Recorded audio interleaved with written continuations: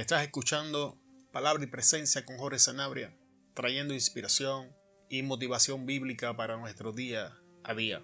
En el día de hoy vamos a estar hablando bajo el tema Venciendo la tentación. El texto base lo vamos a encontrar en el Evangelio según Juan capítulo 8, versículo 3. Entonces los escribas y los fariseos le trajeron una mujer sorprendida en adulterio. Oremos. Padre, en el nombre de Jesús, venimos ante tu presencia en esta hora, pidiendo tu dirección, pidiendo que tu Espíritu hable a nuestras vidas, pidiendo tu revelación, Señor, para que podamos operar en los principios que nos van a ayudar, Dios, a superar el proceso de la tentación. Porque si algo es cierto, Dios, para todos nosotros los que te servimos, es que vamos a ser tentados de una u otra manera diariamente, Señor. Que nuestro enemigo, que nuestro adversario está buscando ocasión en contra nuestra, oh Dios. Abre nuestros oídos, prepara nuestras mentes y corazones para recibir tu palabra. Hemos orado, Dios, en el poderoso nombre de Jesús. Amén. En el día de hoy la enseñanza tiene dos metas muy sencillas. Entender qué es la tentación y hacer diferencia de tentación y debilidad. Y entender los pasos bíblicos para vencer la tentación. Así que iniciando la enseñanza, ¿qué es la tentación? En el epístola de Santiago, capítulo 1, versículo 14, encontramos la contestación. Sino que cada uno es tentado cuando de su propia concupiscencia es atraído y seducido, dice la versión Reina Valera de 1960. Sin embargo, la Biblia de las Américas dice: sino que cada uno es tentado cuando es llevado y seducido por su propia pasión. Así que podemos definir tentación como el factor externo que nos seduce, que nos invita a desobedecer a Dios y satisfacer nuestras pasiones y nuestros deseos. Y que debilidad es el factor interno en nuestra naturaleza humana que se inclina por estas pasiones y por estos deseos. Así que tenemos un factor interno que se inclina por estas cosas y tenemos un factor externo que nos invita a practicarlas. Y es importante que entendamos la diferencia, porque de esta manera nos posicionamos en un terreno donde podemos trabajar la situación acorde a la necesidad. No podemos ser tentados en áreas donde no seamos atraídos. Significa que si a usted la murmuración no le gusta ni le interesa, no va a ser tentado con murmuración, porque no hay un factor interno que lo incite en esa área. Que si usted no es dado al orgullo en su naturaleza, entonces no va a ser tentado en el orgullo. Usted va a ser única y exclusivamente tentado en aquellas áreas donde hay un factor interno que se inclina por esa pasión, por ese deseo, por ese instinto de la naturaleza caída que hay en nosotros. Es importante entender esto porque la tentación no puede proceder por un área en el cual nuestra naturaleza caída no se sienta atraída. Ahora vamos a profundizar en los pasos que hace Jesús en esta historia bíblica en el Evangelio según San Juan capítulo 8, que nos van a enseñar cómo iniciar nuestra jornada para vencer la tentación. Voy a explicar el escenario de una forma cruda para que entendamos la posición en la que el maestro se encontraba. La Biblia nos enseña y está escrito que aquella mujer había sido sorprendida en el acto de adulterio. Así que es importante que entendamos que esta mujer fue sorprendida durante el coito, fue sorprendida teniendo relaciones, y que esta mujer es arrastrada de cualquiera fuese el lugar en el que lo estaba practicando, desnuda, para los ojos de todos los que lo veían, y los ojos del Maestro mismo. Y es importante que entendamos este escenario porque tanto debilidad como tentación se encuentran en esta situación. No podemos olvidar de que Jesús en su humanidad era hombre y que Jesús, la Biblia no nos enseña que hubiese tenido relaciones con ninguna mujer. Jesús, la Biblia no nos enseña que haya tocado ninguna mujer. Así que podemos decir que Jesús era un hombre virgen, sin ninguna experiencia sexual. Importante que entendamos que la mujer fue diseñada para que le gustara al hombre. El cuerpo de la mujer fue diseñada para atraer al hombre. Y de igual manera el hombre fue diseñado para atraer a la mujer. Así que tenemos una debilidad en el área humana que nos inclina a la atracción del sexo opuesto. Esta mujer que fue sorprendida en el acto no solo está desnuda, sino que el olor a sexo está impregnada en su piel. Es por eso que normalmente las personas que practican adulterio después que terminan se bañan antes de regresar a su hogar para quitarse el olor de la piel de la otra persona, el olor a sexo de la otra persona y erradicar cualquier evidencia. Pero esta mujer no tuvo tiempo de hacer esto. Esta mujer no solamente está desnuda, sino que viene cargando en su piel el olor de lo que está haciendo. Y Jesús está expuesto a todo esto. La tentación va mucho más allá del escenario que los fariseos están presentando. Por eso en esta enseñanza yo no me voy a enfocar en lo que los fariseos están diciendo. Yo me voy a enfocar en la tentación, en la tentación inmediata que era el cuerpo femenino que estaba presente a Jesús, y seguir los pasos que Jesús sigue para vencer la tentación y tomar control de la debilidad en su humanidad. Y lo primero que la Biblia nos enseña es que Jesús recapturó su enfoque.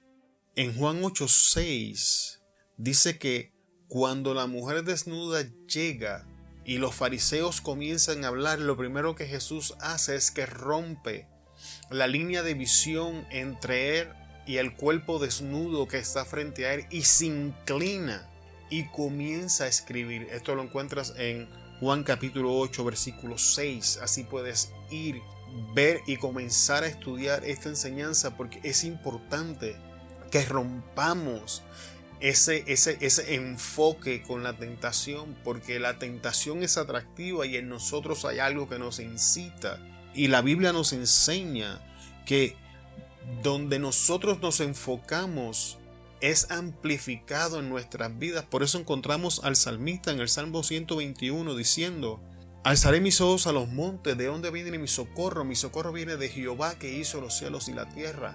El salmista entendía que su socorro no venía de los montes, pero también entendía que tenía que romper su enfoque con lo que estaba atravesando, que tenía que romper su enfoque con la adversidad, con lo que fuera que estaba enfrentando en el momento, fuera tentación, fuera persecución, fuera prueba, fuera ataque. Realmente el asunto era que el salmista entendía que tenía que romper el enfoque, porque mientras permanecía la línea visual de contacto entre él y lo que fuera que estaba aconteciendo, esto se amplificaba. Así que él retoma el enfoque y lo posiciona en Jehová, y entonces comienza a magnificar a Dios por encima de su debilidad, magnificar a Dios por encima de su problema, magnificar a Dios por encima de la situación que estaba atravesando. Y esto nos va a ayudar a no alimentar nuestra debilidad, a no alimentar nuestra tendencia de inclinarnos hacia esa área donde somos tentados. Cuando reenfocamos en Dios, alimentamos nuestro hombre espiritual, nuestro hombre interior renacido en Cristo, y entonces es fortalecido, y dejamos de alimentar nuestra naturaleza caída, y por ley biológica lo que tú no alimentas está condenado a morir eventualmente. El salmista no es el único que nos enseña esto. El escritor de los Hebreos en el capítulo 12 versículo 2 dice: puesto los ojos en Jesús, el autor y el consumador de nuestra fe. Así que tanto el salmista como el escritor de Hebreos usan el mismo principio de retomar el enfoque y reenfocarnos en la dirección correcta, que es hacia Dios. El salmista lo hacía hacia Jehová Dios, en Hebreos hacia Jesús, nuestro Salvador. Pero tanto en el Nuevo como en el Viejo Testamento nos está enseñando que tenemos en el momento de adversidad, en el momento de tentación, en el momento de prueba, que retomar nuestro enfoque, romper la línea de visión entre nosotros y lo que sea que está aconteciendo y reenfocarnos en Dios. Pero ¿cuáles son las consecuencias de no aplicar este principio? En Mateo 4:38 encontramos las consecuencias. Dice que Jesús y los discípulos estaban cruzando al otro lado y Jesús se quedó dormido y que se desató una tormenta. Y los discípulos se enfocaron en la tormenta y se olvidaron que Jesús estaba allí con ellos. Y cuando se enfocaron tanto en la tormenta y la tormenta fue magnificada ante sus ojos, entraron en caos, se dieron al miedo y comenzaron a dudar del cuidado del maestro para ellos. Por eso se vuelven y le dicen: Maestro, despierta, no te importa que perecemos. Escucha las palabras que ellos le están diciendo al maestro: no te importa. Se enfocaron tanto en la situación adversa, se enfocaron tanto en lo que estaban pasando, que ya pensaban que a Dios no le interesaba si ellos vivían o morían, que a Dios no le importaba si ellos llegaban al otro lado, que a Dios no le importaba si ellos eran destruidos en aquel momento. Pero ese no era el caso. Tan pronto ellos rompieron su línea de visión con la tormenta y reenfocaron su visión en Jesús, aun cuando fueron reprendidos, Jesús se levantó con prontitud y reprendió los vientos y le dijo a la mar. Y es importante que entendamos esto, porque el enemigo siembra estos pensamientos en nuestras mentes cuando estamos enfocados en la tormenta, cuando estamos enfocados en la adversidad, cuando estamos enfocados en la tentación.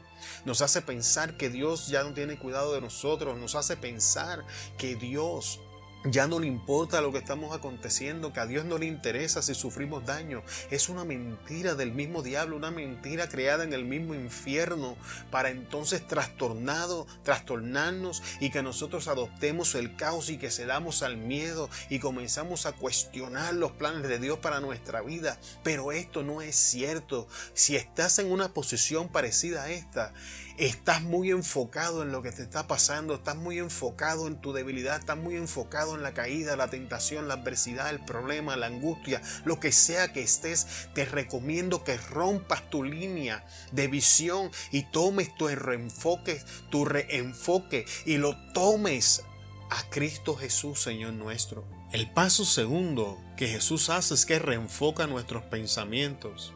Y es interesante que Jesús primero reenfoca su visión para ahora reenfocar sus pensamientos.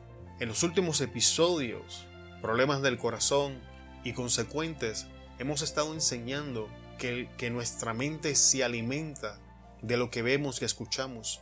Y vemos a Jesús aplicando ese principio. Rompe su línea de enfoque de la tentación, que era la mujer desnuda frente a él, y de las palabras de los fariseos, que era lo que estaba escuchando.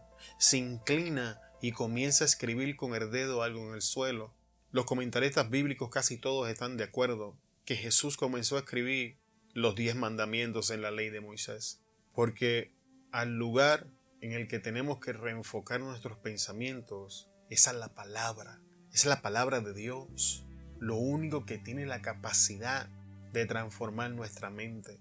Es la palabra de Dios lo único que tiene la capacidad para derrumbar estas fortalezas mentales que nos inclinan a nuestra tendencia pecaminosa.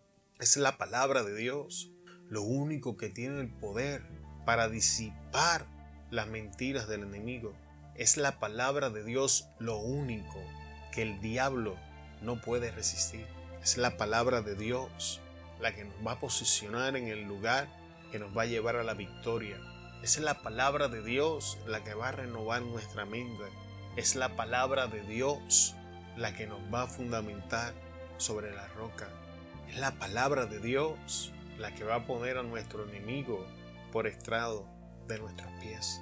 Así que Jesús primero rompe la línea de visión, retomando su enfoque, se reenfoca en Dios. Y una vez enfocado en Dios, ahora sella los canales de aprendizaje que alimentan el cerebro, que son nuestros ojos y nuestros oídos, y enfoca sus pensamientos o alinea sus pensamientos con la verdad de la palabra. Lo tercero que Jesús hace es que Jesús escuchó sin una actitud de juicio. Y esto es importante porque vamos a prestar atención a la historia que los fariseos traen a la presencia de Jesús. La mujer está desnuda, lo que presenta la tentación visual. Y ahora tenemos a los fariseos intentando de tomar ventaja de esta distracción y editan la historia. Los fariseos le dicen: Jesús, esta mujer fue sorprendida en el acto de adulterio y la ley dice que las tales sean apedreadas. La historia fue editada intencionalmente. ¿Dónde está el hombre? Era imposible que la mujer estuviera cometiendo adulterio ella sola. Así que ¿dónde está la otra parte del pecado? El hombre fue intencionalmente obviado de la historia, porque la ley de Moisés no enseñaba que ella tenía que ser apedreada. La ley estipulaba que ambas partes debían de ser apedreados. Y si Jesús no presta atención cautelosamente a las palabras de los fariseos y permitía que aquel juicio penetrara en él, cometería un error que le costaría la vida antes de poder alcanzar su propósito. Y antes de explicar las razones para esto, medite bien en esas palabras. Si Jesús permitía que el juicio por la información incompleta encontrara cabida en él, le costaría la vida antes de tiempo. Porque vamos a abundar en esto en un segundo. Y la razón para esto es muy sencilla. Una vez Jesús toma la información que tiene, la medita en ella mientras está enfocado en Dios y en su palabra, Jesús piensa objetivamente en lo que está aconteciendo, porque aquella trampa estaba diseñada para traer muerte a la vida de Jesús de una u otra manera, y le voy a decir por qué. Si Jesús decía que no apedrearan a la mujer, estaba quebrantando la ley de Moisés, que todo el pueblo, toda la nación de Israel había recibido de Dios mismo. Y lo iban a acusar de rebelarse en contra de Dios y la ley de Moisés. Y entonces lo apedrearían a él. Y si decía que la apedrearan, entonces se rebelaba en contra de las leyes del gobierno romano que le prohibían a los judíos a condenar a nadie a muerte. Es por eso que al final de la vida de Jesús tenemos a los judíos yendo ante Poncio Pilatos para que Poncio Pilatos autorizara la crucifixión de Jesús, porque ellos no podían hacerlo por ellos mismos. Así que el verdadero propósito de aquella tentación era traer muerte a la vida de Jesús de una u otra manera. Porque si decía que la apedrearan, entonces lo iban a tomar y lo iban a llevar ante el gobierno romano e iba a ser condenado a muerte de todas formas por sedición. Y entonces llegaría a su muerte antes de tiempo y su propósito no podría cumplirse. Esa es justamente la intención de Satanás para nosotros. Cada tentación está diseñada para impartir muerte a nuestras vidas y que no alcancemos aquello que Dios ha prometido. Debemos tomar la tentación con más seriedad. Debemos entender que el verdadero propósito del diablo en la tentación es intentar que no alcancemos lo que Dios ha prometido que vamos a alcanzar. Si es un ministerio, si es un trabajo, sea lo que sea, sea el lugar que Dios ha prometido que va a ponernos. Satanás no quiere que lo alcancemos, porque donde quiera que nosotros seamos plantados por la mano de Dios, vamos a generar influencia para el reino, vamos a ser prosperados y bendecidos, y el diablo no quiere estas cosas. Así que por favor mediten esto y tomen más en serio la tentación. Entonces, la solución al dilema, volvemos a la palabra. En Juan 8, 7 al 9 encontramos: y acusados por su conciencia, arrojaron sus piedras y se marcharon. Para cuando Jesús termina de escribir, las personas que estaban allí comenzaron a leer lo que él escribía y escucharon lo que él dijo: el que esté libre de pecado, tire la primera piedra. Y la palabra, que en este caso son los 10 mandamientos de la ley de Moisés, hizo su trabajo y los posicionó en un lugar de convicción. Y entonces los acusadores fueron acusados por su conciencia y no les quedó más remedio que soltar sus piedras y abandonar la escena. La palabra nos enseña que Dios es fiel y que con cada tentación nos da la salida y que nunca vamos a ser más tentados de lo que nosotros podemos resistir. La solución a nuestro dilema la encontramos en la palabra. Es por esto que el enemigo se esfuerza tanto, porque no estudiamos la palabra. Es por esto que el enemigo se esfuerza tanto por robarnos la semilla. Es por esto que el enemigo se esfuerza tanto para que no le prestemos atención a la palabra, porque la palabra es viva, es eficaz y el Espíritu Santo nos va a alcanzar a través de ella. Y no hay nada más poderoso que un hombre o una mujer que camina bajo el poder del Espíritu Santo. Todas las cosas que Jesús hizo, las hizo bajo el poder del Espíritu Santo. Y todas las cosas que nosotros vamos a hacer en el nombre de Jesús las haremos bajo el poder del Espíritu Santo. Y por último, Jesús dejó ir. En Juan 10:11, Jesús se levanta. Y aquí tenemos el final del proceso de la tentación. Ahora Jesús se levanta y mira a la mujer que todavía está desnuda. Mira a la mujer que todavía tiene en el olor de su cuerpo, en el olor en su piel, el olor del pecado que había cometido. Pero Jesús se levanta y la deja ahí y le dice: mujer, ¿dónde están los que te acusan? Y ella contesta: nadie, se marcharon, nadie me acusa. Y Jesús le dice: yo tampoco, vete y no peques más. Todo el proceso de la tentación nos lleva a este punto, donde nuestra debilidad va a ser fortalecida y vamos a poder mirar la tentación cara a cara, manteniendo el enfoque en nuestro Dios. Ese es el propósito de la tentación. Hermano, hermana, amigo, amiga que me estás escuchando, el diablo nunca va a dejar de tentarnos. Los factores externos nunca van a cambiar, pero los factores internos sí pueden cambiar. Los factores internos que llamamos debilidad, que es nuestra tendencia a inclinarnos hacia esa área de pecado, van a ser fortalecidos por el poder de la palabra y la obediencia. Van a ser fortalecidos por la exposición a estas cosas. Y aplicando estos principios va a llegar el momento, es lo que nos enseña la palabra, en que nos vamos a poder levantar y mirar la tentación cara a cara y dejarla ir. Vamos a poder dejar ir la ofensa. Vamos a dejar ir la fuente de la tentación. Vamos a dejar ir el juicio y la condenación. Vamos a dejar ir las cosas que alimentan nuestra debilidad. En el día de hoy espero que este episodio haya sido de bendición a tu vida. Hemos visto cómo Jesús nos guía paso a paso en esta enseñanza para sobrepasar la tentación y tomar control de nuestra debilidad.